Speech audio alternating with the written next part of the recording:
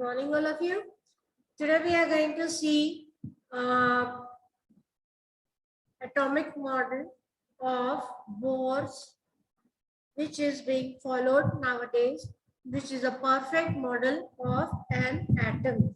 So after Rutherford, Bohr came forward in 1913, and he was a Danish scientist who explained the stability of atom by putting forth stable atomic model, and the important postulates made by Mr. Bohr were the electrons revolving round the atomic nucleus lie in the concentric circular orbits at certain distances from the nucleus. So according to Bohr, when nucleus is there in an atom and electrons are moving in these concentric circles at some distance from the nucleus. So this is the nucleus of an atom, and the orbits outside are at different distances from the nucleus. The energy of an electron is constant while it is a particular orbit. Now there are electrons in these orbits, so their energy level is dependent upon the number of orbit which it is present in.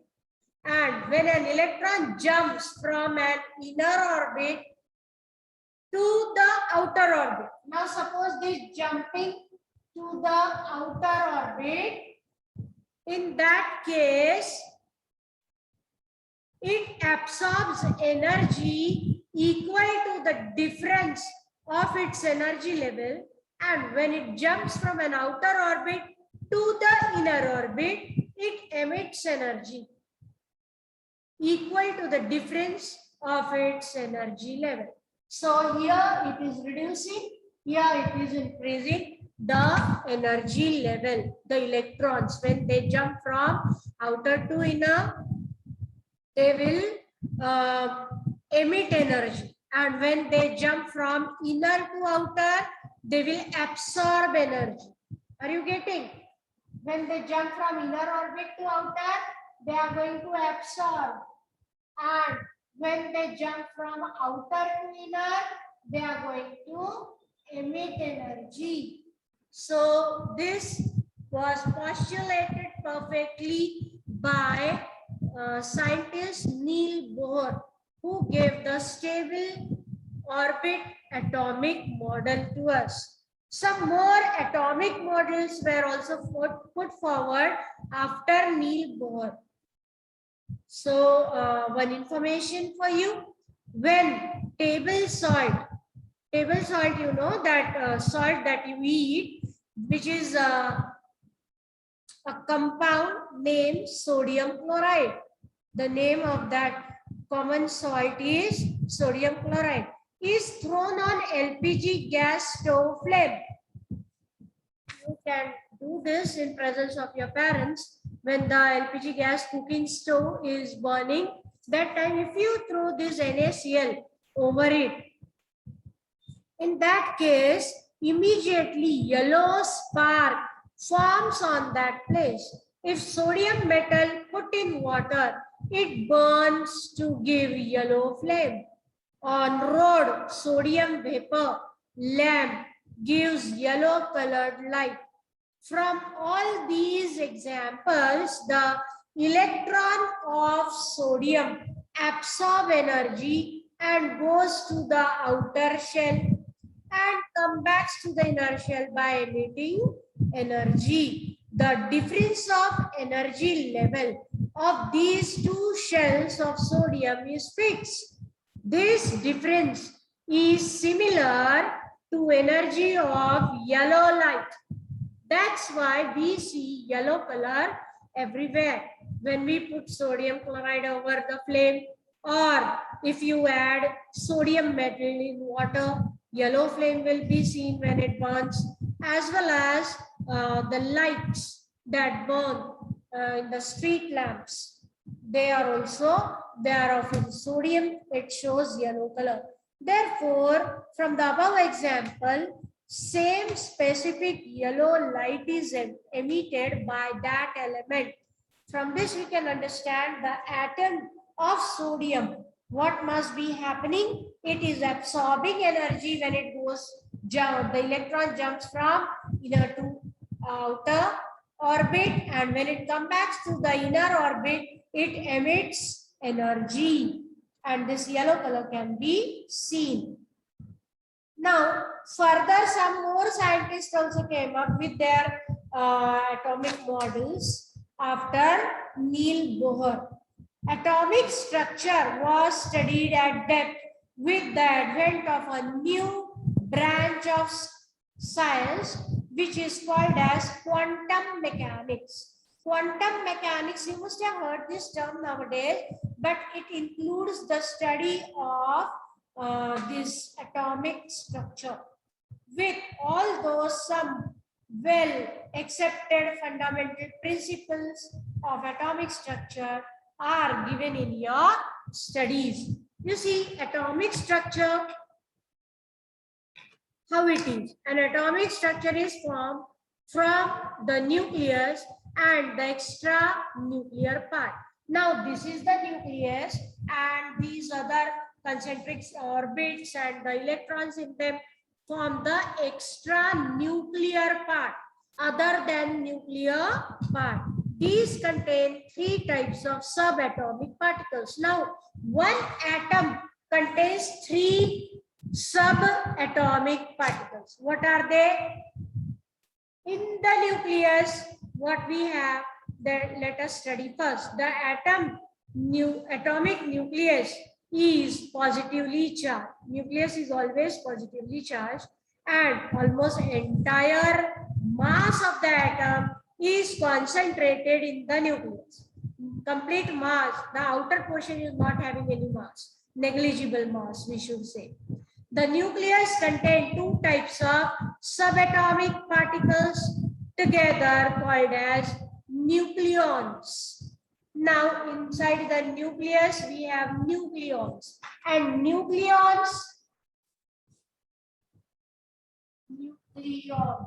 they include protons and neutrons. So, nucleons are the inner particles that are present inside the nucleus. Inside the nucleus, we have protons, which are positively charged. We have neutrons, which have neutral charge. They do not have any charge on them. Okay. So, the protons, if you consider, which are positively charged subatomic particles in the atom, the positive charge on the nucleus is due to the protons only, and it is denoted by capital A. These protons carries positive charge plus 1e. Plus 1e is equal to 1.6 into 10 raised to 19 coulomb. When total positive charge on the nucleus is expressed in the unit E, the magnitude is equal to the number of the protons in the nucleus. Now, the number of protons in the nucleus of an atom is the atomic number of that element, and it's denoted by capital Z. So, mass of one proton is approximately 1 Dalton. Now you see the unit Dalton of the first scientist who told structure of atom is given. Okay, and the mass of one hydrogen atom, if you consider, is at approximately 1 Dalton. That's why it is considered to be constant for measuring other atomic masses. Neutron is the second subatomic particle inside the nucleus, which is a part of nucleons. Okay, neutron is an electrically neutral particle and is denoted by the small letter n. The number of neutrons in the nucleus is denoted by the symbol n. Now, atomic nuclei of all the elements except hydrogen with atomic mass 1 dalton contain neutrons. Means atom of hydrogen is not having a neutron. The mass of a neutron is approximately 1 dalton again, which is almost equal to that of a proton. So mass is same. And you see proton is having a mass, neutron is having a mass, but electrons which have negligible mass are rotating outside the nucleus in specific orbits. Now the extranuclear part is the atomic structure includes electrons revolving around the nucleus and the empty space in between the nucleus and the electrons is present, and these electrons is a negatively charged particle, subatomic particle, and is denoted by small letter e. Each electron carries 1 unit of negative charge. Mass of an electron is 1800 times less than that of a hydrogen atom. Therefore, the mass of electron can be treated as negligible. Why? Because its mass is less than 1800 times that of the hydrogen atom. That's why it is considered negligible. The mass of electrons is considered to be negligible. Electron is the extranuclear part revolving in the discrete orbit. You can see the orbits 1, 2, 3 I have drawn around the nucleus. The orbit being 3-dimensional in nature, a term shell. What do we call that? Shell. These are the shells. 1, 2, 3 shells. Okay, I have drawn here. More can also be there or less also be there. We call them shells or orbit also it is called. The energy of an electron is determined by the shell in which it is present. Now the shells are also given name K, L, M, N, like that. The name are given to these shells. The number of electrons in that is the extranuclear part is equal to the number of protons always to make the atom stable. In the proton is nucleus, that is capital Z.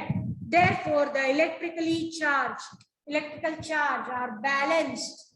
Outside we have equal number of electrons, inside equal number of proton charges, positive charges, and they are balanced, and the atom is finally electrically neutral. Okay, and neutron is not going to participate in positive or negative charge of the atom. So here you see the mass of an electron becomes negligible. Therefore, the mass of an atom is mainly concentrated in the nucleus only, where the protons and neutrons are present. The total number of protons and neutrons in an atom is the atomic mass number of that atom. So, proton plus neutron forms the atomic mass number of that atom. Atomic mass number, we call it. Okay. So, further things in the next class, just revise the subatomic particles of an atom, and that's Niels Bohr's stable orbit atomic model. Okay, bye all of you.